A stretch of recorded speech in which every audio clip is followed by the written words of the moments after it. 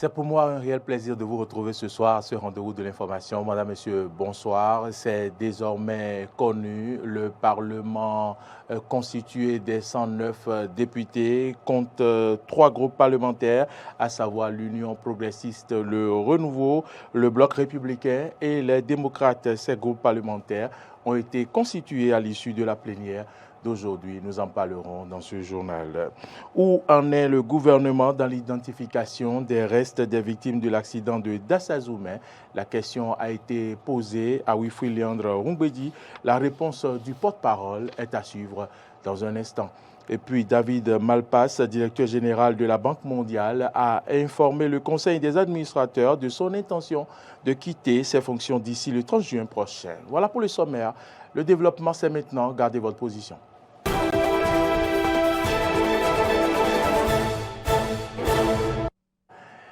Merci à toutes et à tous pour votre présence. Bienvenue dans ce journal. Visite de travail du président Patrice Talon au Burkina Faso. Officiellement, elle vise à renforcer la coopération bilatérale entre les deux pays et à permettre d'ouvrir des discussions sur la lutte contre le terrorisme dans la sous-région. Le chef de l'État Patrice Talon à Ouagadougou a été accueilli par le président Ibrahim Traoré, selon des sources proches de la présidence du Faso. Et puis plusieurs éléments font de cette visite un enjeu majeur pour l'Afrique de l'Ouest. Il s'agit entre autres du terrorisme au Sahel, de la rupture des relations entre le Burkina Faso et la France et l'annonce de la fédération entre le Burkina Faso et le Mali, la visite du ministre des Affaires étrangères russe au Mali. Le président Patrice Talon est réputé pour être un dirigeant pragmatique qui privilégie avant tout les intérêts de son pays. Nous reviendrons sur ce déplacement du président Patrice Talon au Burkina Faso dans nos prochaines éditions. Et puis, je l'annonçais en titre, allons maintenant du côté de l'Assemblée nationale où la constitution des groupes parlementaires est désormais une chose effective, prévue pour lundi puis reportée à aujourd'hui. Cette séance plénière a permis de retenir 3 groupes parlementaires en ce qui concerne la 9e législature qui se présente comme suit.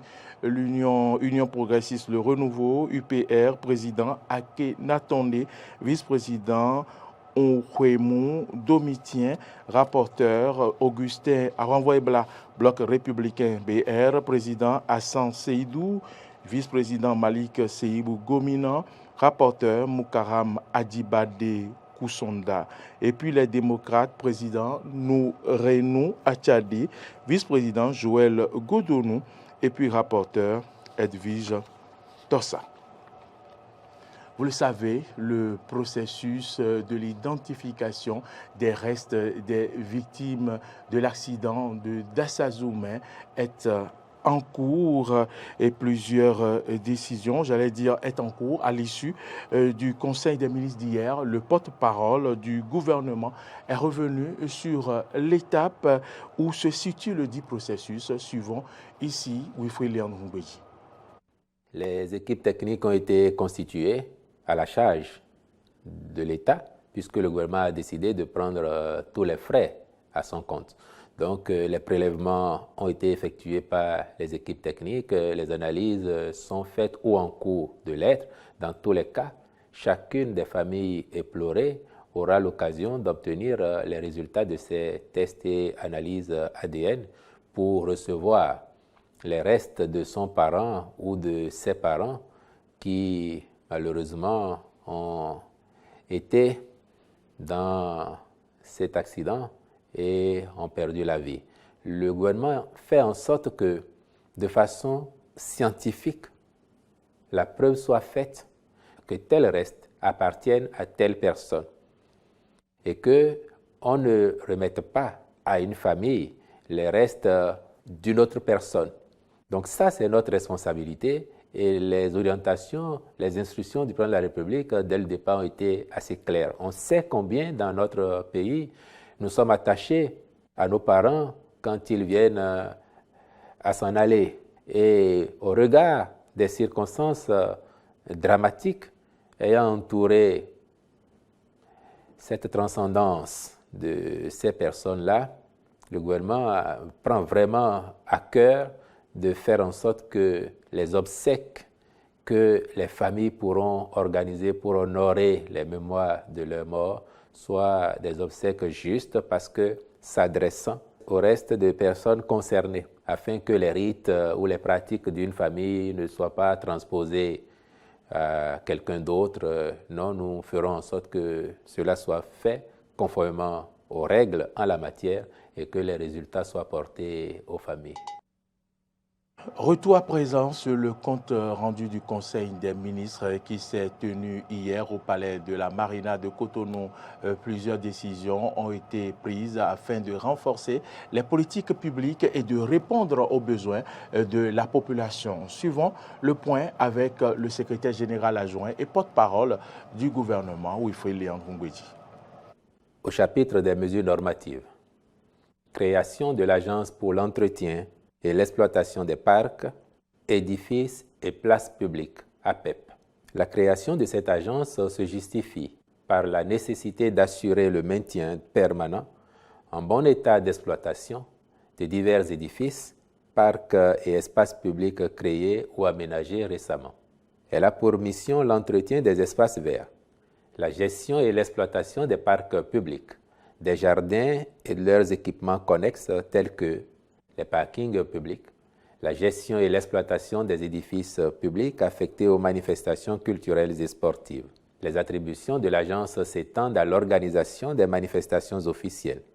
Celles-ci relèvent actuellement de l'Agence nationale des événements culturels, sportifs et des manifestations officielles, ANEXMO. Au chapitre des communications, en point 1, contractualisation pour la réalisation des travaux de réhabilitation de la route Porto Novo à Vrancou-Igolo, puis l'aménagement et le bitumage de la route Vacon à Vagodji-Agégué.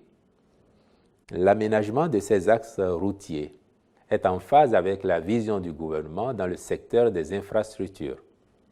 Celle-ci consiste en effet à construire ou à renforcer les capacités des infrastructures en les adaptant au volume de trafic sans cesse croissant, de façon à améliorer la sécurité routière. Ainsi, le Conseil a marqué son accord pour la contractualisation avec l'entreprise retenue et prescrit aux ministres concernés de veiller à la bonne réalisation des travaux dans le délai de 24 mois. En point 2, adoption du programme de filet de protection sociale productif dit BSOK 2023-2026.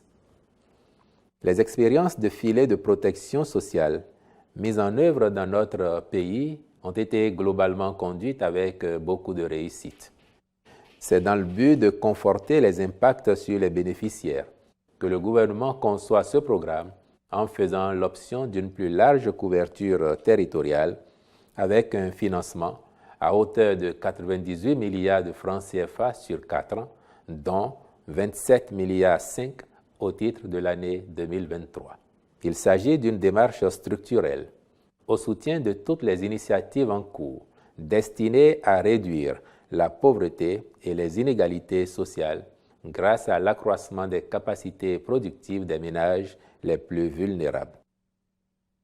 Autre information dans ce journal, toujours en page Nation, les acteurs du privé suivent depuis hier à Cotonou un atelier de validation de leurs rôles et responsabilités dans le projet de formation par alternance. La rencontre est prévue pour durer 3 jours, a réuni une trentaine de participants.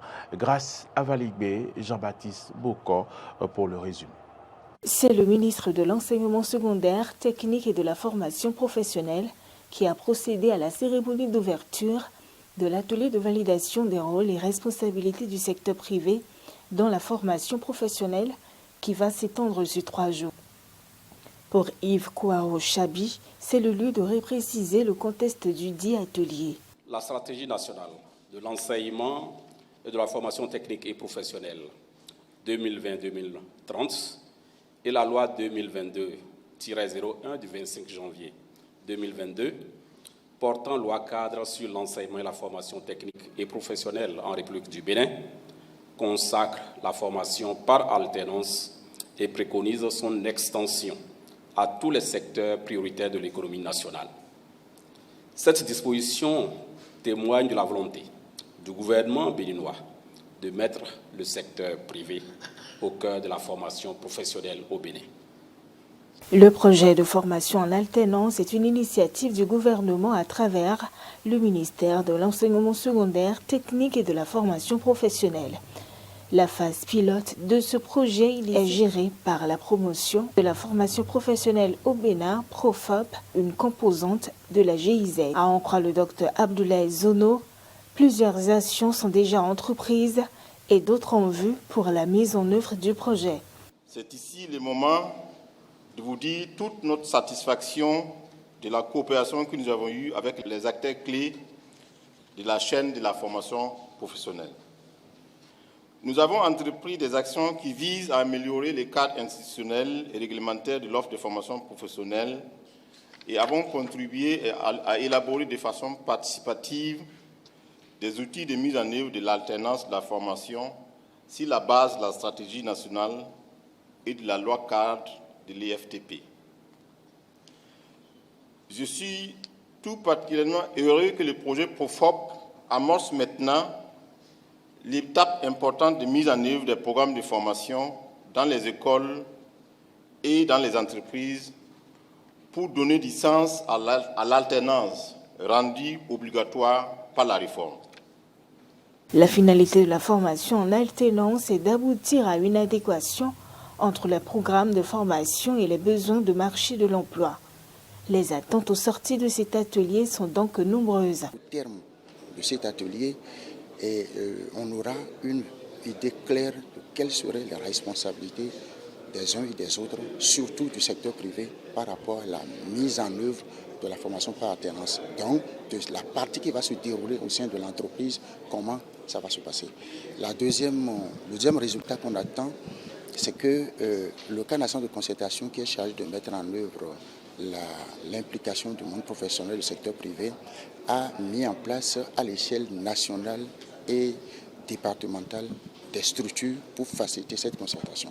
Mais de façon concrète, si on a fini de voir les entreprises globalement, mais l'entreprise sectorielle qui va être intéressée par rapport à cette formation-là, comment ça va se faire avec l'établissement concerné. À travers la formation par alternance, les acteurs en charge de l'éducation technique et professionnelle prévoient de réduire à 30% les coûts théoriques contre 70% de pratiques en entreprise. Hors du Bénin, à présent, le Burkina Faso a réquisitionné 200 kg d'or produit par une mine canadienne pour nécessité publique, à en croire le gouvernement.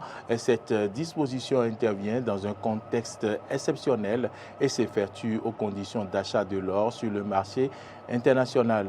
Le communiqué gouvernemental précise également que l'entreprise minière percevra une indemnisation correspondant à la valeur de l'or ainsi réquisitionné sans plus de précision. Et puis, dans un communiqué en date d'hier, la Banque mondiale a informé que l'actuel directeur de l'institution ne va pas finir son mandat. En effet, le directeur général de la Banque mondiale, David Malpass, a informé lui-même le Conseil des administrateurs de son intention de quitter ses fonctions d'ici le 30 juin prochain. Proposé par Donald Trump, dont il était sous-secrétaire au Trésor. Cet Américain de 66 ans avait pris les rênes de l'institution en avril 2019 pour une durée de 5 ans.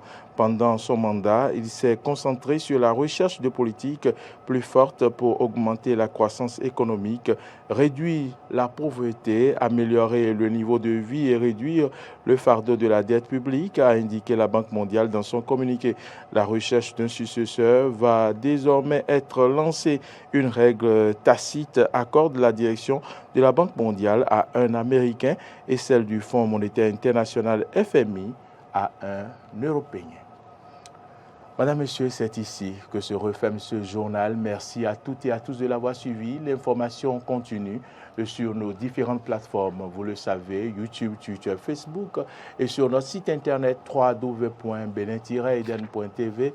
Mais vous pouvez également télécharger notre application Eden TV et Diaspora FM sur App Store ou Play Store. Merci à toutes et à tous de nous avoir suivis et bonsoir.